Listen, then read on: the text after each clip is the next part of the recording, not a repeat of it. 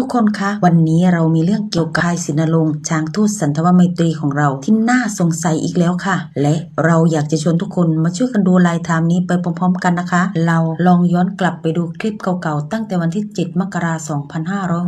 2569ซึ่งเป็นวันที่พลายศินรงค์เข้าร่วมขบวนแห่เพลาเฮลาที่วัดเกลานิยาค่ะเชื่อไหมว่าตั้งแต่วันนั้นเราก็สังเกตได้อย่างชัดเจนว่าเท้าหน้าด้านซ้ายของพลายศินรงค์ก็มีอาการบวมอย่างเห็นได้ชัดเจนแล้วค่ะและที่น่าตกใจก็คือวันที่8 9 และ 10 มกราคม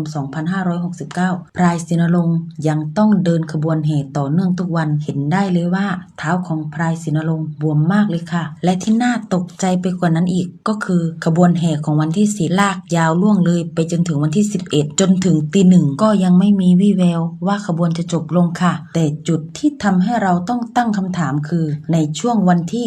10-11 มกราคม 2569ซึ่งเป็นเวลาเดียวกันกับที่พลายศินรงค์เพิ่งเดินขบวนเสร็จและภาพถ่ายก็ยังฟ้องว่าเท้ายังบวมอยู่แต่ทำไม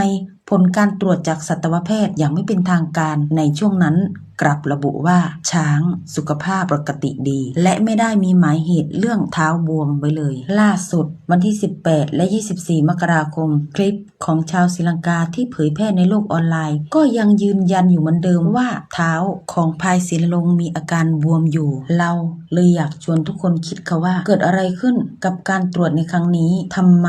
สิ่งที่ตาเราเห็นผ่านกล้องจึงสวนทางกับผลการตรวจอย่างสิ้นเชิงพลายศินรงค์กำลังรอการรักษาที่ถูกต้องอยู่หรือเปล่าทุกคนคิดเห็นกันอย่างไรคะคอมเมนต์บอกกันหน่อยนะคะ